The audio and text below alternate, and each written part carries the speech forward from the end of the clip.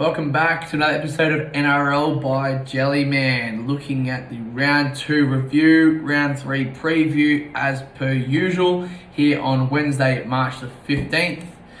We'll crack straight into it. So looking at round 2, looking back at round 2, the Panthers defeat the Rabbitohs 16-10. Try scorers were Crichton, Tego and To'o, and then Johnson and Tats on the other side. And watching this one Thursday night, Panthers looked in control, but they couldn't just blow out the Bunnies. The Bunnies kept in it, and it's actually full credit to the Bunnies because of the middles they didn't have. They were able to keep with Penrith, and it was super impressive there. There's not much really else to say. Penrith were always going to bounce back. It was just whether Souths could just keep with Penrith, which they did, so they'll take a lot out of that heading to this week against the Roosters.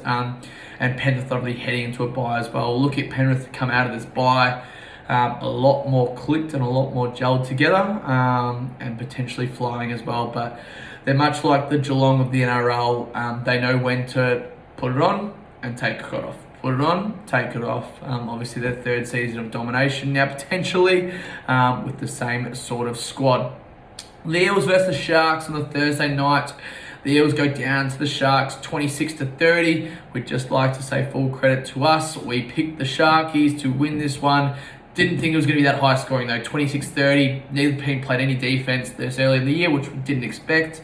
Try scorers here. RCG, Sivo scored a double and Moses scored a double. We also picked Moses to score a double in his 200th, as well as with everything else going on in the background, which he went through with. And then the Sharks, Nikora had 1, Kennedy had a triple, so a hat trick, so scored 3, and Mulatalo also had 1. Trudell kicked 5 of 5 there as well. But for this one, the Sharks actually played better defensively than they have across their last 5 games heading into last season, and the Eels just couldn't really defend the Sharks. And it was once again the 3 players we mentioned from that, I think 11 to 13 spot, not their effort or anything like that, but it was the defensive reads where they just got caught out from short plays, or Cronulla turning the ball back in, all that sort of little stuff that helped the Sharkies get the win in the end there. The Broncos versus the Cowboys. The Broncos ran away with it in the end, 28-16. Try scorers were Capewell, Mam, Staggs. Mam's got a double, and Walsh. We had Mam try scorer as well. And Nene on the other side scored a double for the Cowboys. Holmes kicked 2 of 2 there. But the main one for that was, I guess, the sin binning there, but just the holes that opened up from the Cowboys in that second half, and then once again falling away in the second half, which is a bit of a worrying side. 2 weeks in a row now, obviously only early in the season, but all signs for the Broncos look really good earlier in the season as well. The Roosters versus the Warriors. The Roosters win 20-12. Paulo had a double. And then Walker scored 1 as well. Egan and Aiden Fanua-Blake also scored for the Warriors. The Roosters just still look clunky. They may have too many cooks in the kitchen, I think. Suoli'i, Tedesco, Manu, all running around doing their own thing. Cheese obviously there at hooker trying to set things up. It might be early in the season for him and just sort of getting used to those plays. That's a big thing for them. I mean, the Warriors were good in this one. Not good, but they were gritty in this one, we could say. But yeah, the Roosters weren't very impressive at all. Dolphins versus the Raiders in wet conditions up at Redcliffe. The Dolphins win 20-14. Tabio Fado scored a double. We picked him to score. White, he was in our multi of the day. He did score, but obviously we don't win anything there because the other one's lost. And then Kotrick also scored. So the big thing there was obviously the Dolphins look good. They play simple brand of footy, running it through the guts, and then getting it out when they need to get it out. And obviously Bennett can fire them up now. These 2 games out of the way, playing their first game at Redcliffe and first game at home. How do they then turn that into next week? They go down to Newcastle, so they play the first time out of Queensland. We'll see how they go down there against a lower, I guess, a Newcastle side that has a few injuries and a few outs now. The Raiders obviously turning it into next week. How do they then bounce back at home? I think they play the Sharkies on a Sunday. So obviously the Sharkies coming off a good win, playing another away game. there. The Storm versus the Bulldogs. The Storm were flat out beaten in this one, 26-0 I think it was, before the 50th minute, before Nas went over, and then also Hughes. We did pick Hughes for an in-time try scorer, but definitely didn't have the Bulldogs winning this one by 13 plus. And just we'll see if the Storm bounce back next week. But losing Nas in the middle to an injury as well is big for them. They don't have the same punch through the middle. Munster obviously being out at the moment as well gives them that less attacking flair. I think Olin comes back in this week, which we'll cover off later. But yeah, the Bulldogs looked alright, and they looked to spread the football, which was real positive signs there for the Bulldogs. The Tigers versus the Knights. The Tigers were beaten 12-14 in a prisoner of a game, just quietly. Kapoa and Utakamanu scored for the Tigers. Young scored a double, and Fitzgibbon also scored for the Knights. But a real gritty performance there from the Knights to get out that win. Can't really say much else about this game there. The Dragons against the Titans. The Dragons win 32-18. Once again, the Titans defense has been talking about it all earlier on in the season and the season preview. Can they defend? And they couldn't. Obviously, the Dragons coming off a bye there as well. Little, Hunt, Ravalawa, Sloan, and Laurie. Khan Pereira scored. Verrills and Fasul Malawi. Verrills, I think, is out with a collarbone injury though. Tanner Boyd kicked 3 from 3. But sort of positive signs for the Dragons there after everyone's been talking about the spoon. But can they back it up in the upcoming week, not coming off a bye and having time to prepare, etc., etc. That is a quick round, I guess, review. There's no need to go into any sort of further. It's mainly looking into the next round of football. Thursday night, so tomorrow night, we've got the Sea Eagles play against the Eels. Will the Eagles go 0-3, or can they bounce back? Manly are coming off a bye. Something we're really interested to watch. It's something we like to have a look at. You know, in the NBA and AFL, when teams come off a bye or a lengthy break, they've got more time to prepare, more time to rest, more time to get the bodies right. So there's no excuse. So it'll be really interesting to see how that goes there. Looking at the team news here, so we can actually run through the team list. So from the backs, we've got Trbojevic against Gutho, Tuipulotu and Garrick on the wings versus Sevo and Simonson. In the centres, Parker and Kula versus Benzini and Blake. Schuster in at 5'8". Interested to see how he goes with DCE. Brown and Moses against them there. Paseko and Trbojevic in the forwards there against RCG and Bolo. Croker and Hodgson at the hooker there.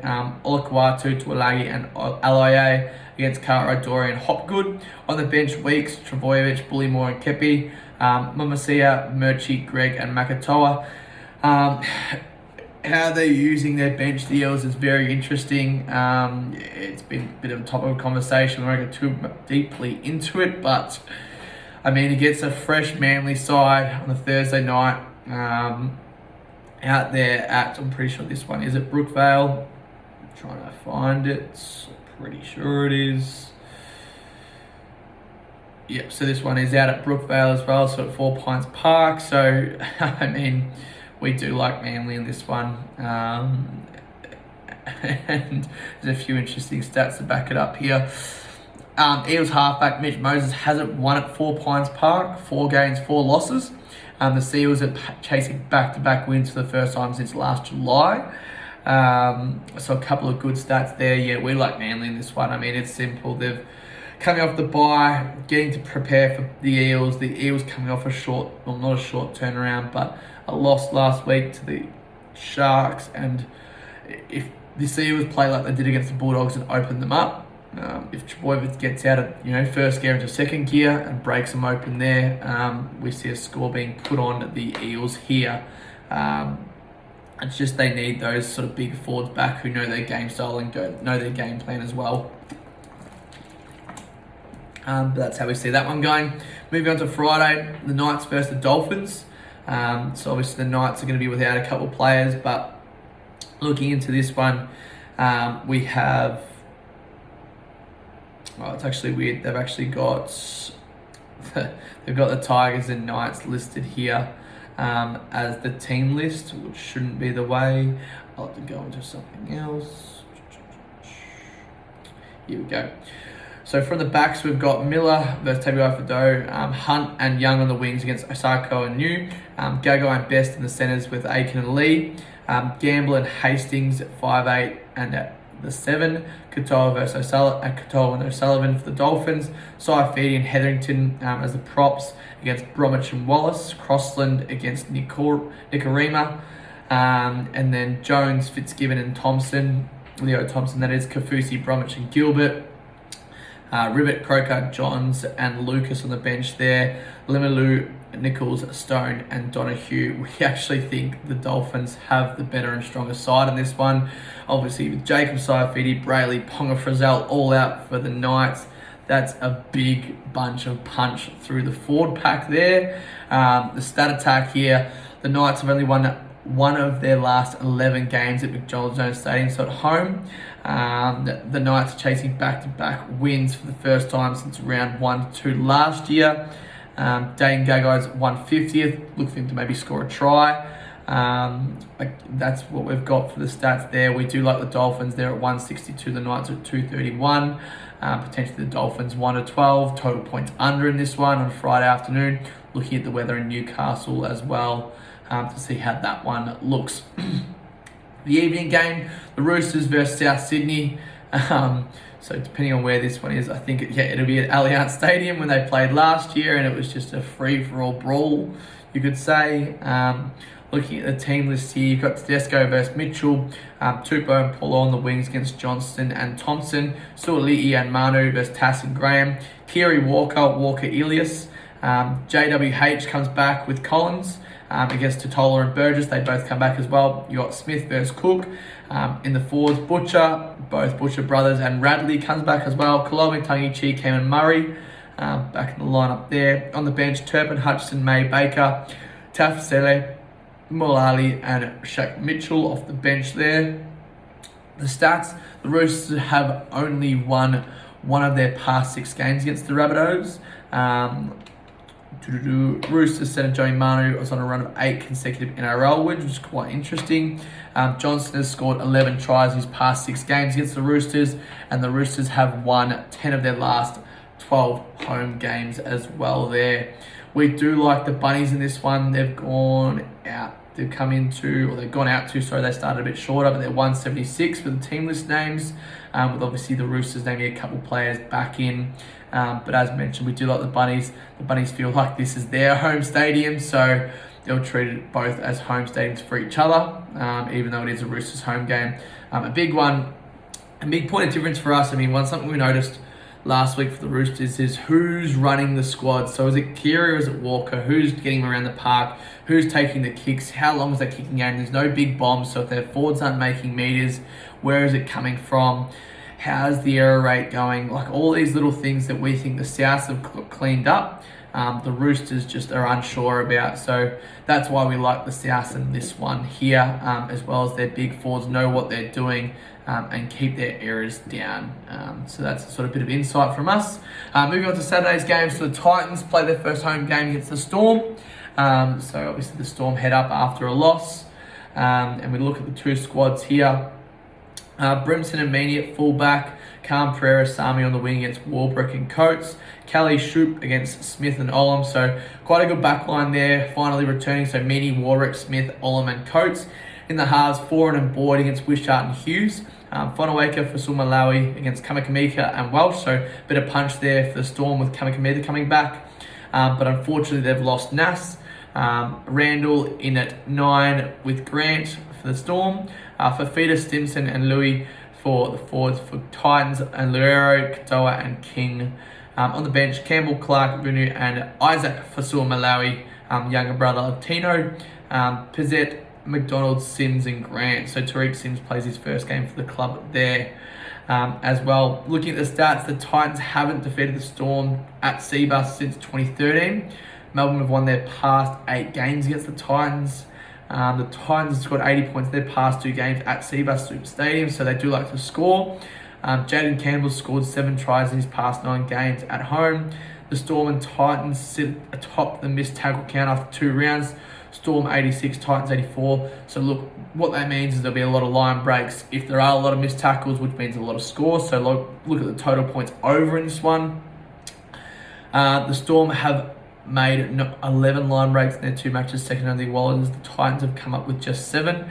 So look for a couple of teams to make plenty of wine breaks there. It's hard to say who we like in this one. I mean, we're strong in between. We like both sides. The Storm should be able to bounce back, but the Titans will put a score on. We like the total match points over, is our main one. Obviously, Titans been able to score the ball at home. And then just the forwards for the Storm. The Storm is where we struggled to see them dominate. Like once Welsh and Kamikamica go off, like where's their punch going to come from?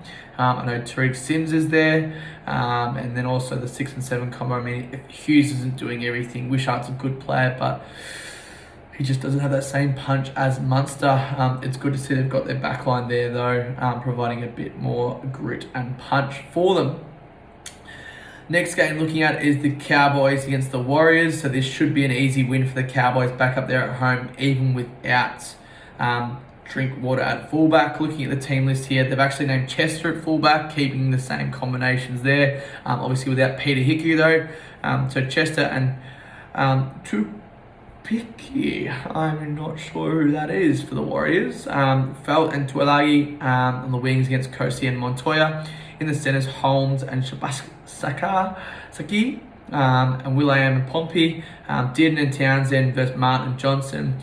Here's where it gets back to normal. McLean and Cotter against Fanua, Blake and Afoa. Robson versus Egan, Hess and Nanai and Tomalolo. Barnett, Nikori and Harris. Granville, Neem, Tamua, Brown and Tamo on the bench. Walker, Curran, Surin and Ali there on the bench.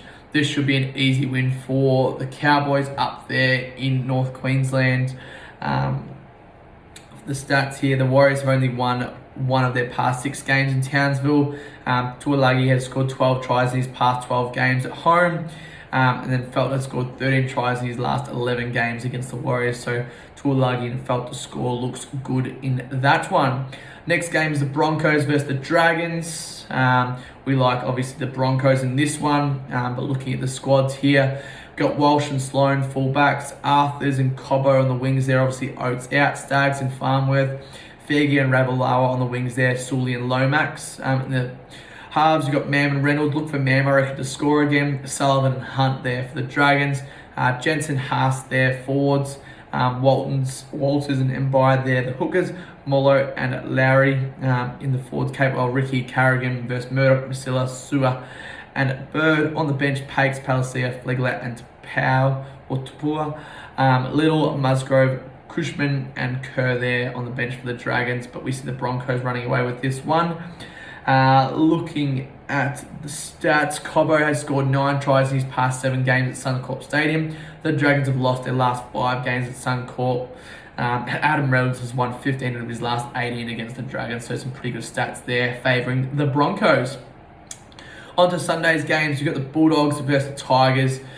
The Bulldogs really should smash the Tigers here after seeing what they did to the Storm last week, and they've actually won their last one of their past 9 games at Belmore, which is quite interesting. And the Tigers will play their first game at Belmore Sports Ground, which is quite interesting. Averillo scored 4 tries in his past 3 games against the Wests. And then Clem is actually the only Tigers player to have played at Belmore. And Reid Marnie has scored a try in 3 of his past 4 games against the Tigers. So some interesting stats there. Going through the teams, the Bulldogs remain unchanged from last week. Staines to fullback for the Tigers. Nufaluma and Tupua on the wings. Nathan and Stafford Toa, Dewey and Brooks in the halves. Utakamanu and Clemmer in the forwards with Coruscant, Kapoa, Bloor and Pulle. Wakeman, Twal, Alpha Hengawi and Tumeth on the bench there. And as we mentioned, the Bulldogs remain the same from last week, which is some good solidarity there. Last game of the round, the Raiders versus the Sharks. So looking at the stats here, it's not really many. The Canberra have won their past 8 games against the Sharks. Quite interesting there. And then the Raiders' second rower, Hudson Young, has scored 4 tries in his past 5 games against the Sharks. So a couple of Raiders stats there. Looking at the sides here, Chris against Kennedy at fullback, Kotrick and Hopewate on the wings versus Katoa and Mortalo, Tomoko and Smith Shields in the centres against Ramey and Talakai, White and Fogarty in the halves against Moreland and Trindle, Solo and Tapani in the forwards against Rudolph and Hamlin Ueli, Levi and Brayley there at hooker, Young, White and in CHN, Nikora and Wilton Finucane, Starling, Mooney, Horsburgh and Gula off the bench with McInnes, Hunt, Kafusi and Williams coming off the bench for the Sharks there. We like the Sharkies in that one. The Raiders just haven't shown us enough punch, whereas the Sharks have that punch. Obviously heading down, we'll just have to check the weather in Canberra to see what it is like for them on Sunday afternoon or evening. That is topic 2 done and dusted. We'll move on to topic 3, which is best bets for the week. So we've already sort of mentioned a couple of them, but it'd be good to sort of go into it and see what teams are playing, what value there is. So looking at the NRL, obviously Manly 171, their line minus 2.5. Also then potentially 13 plus might be playing pretty good. Them sort of buying out the Eels. Look, I think they're head-to-head's a safe bet there. The Dolphins versus the Knights, 154 to 250 for Newcastle, minus 4.5. I think the Dolphins 1 to 12 is a good bet, as well as the unders. The Roosters versus South, Rabbitohs 171 looks good there. I would be staying away from the overs unders. The Titans and the Storm, the Titans plus 6.5. That total over under of 41.5. Daytime game of the Gold Coast, should be good weather. Over 41.5, I reckon, to steal there. The Cowboys versus Warriors, Cowboys minus 9.5, over 41.5. I just don't know about that Cowboys over-under line. That'll be one for us to have a look at, depending on how the weather looks up there in Townsville. The Broncos and St. George, Broncos minus 11.5, I'd be taking that up. The Bulldogs and Tigers, Bulldogs minus 9.5 there, and unders potentially look good as well, with Tigers not being able to score. And the Raiders versus Sharks, the Raiders 160 minus 3.5 for the Sharks there. Liking that one there. That is all for this week. Feel free to like, follow and subscribe on all good platforms, or reach out via Messenger. Head to jellyman.co if you'd like a subscription for more analysis, stats and recommendations that come out week to week. Talk to you guys next week. Enjoy the weekend of football. Thank you.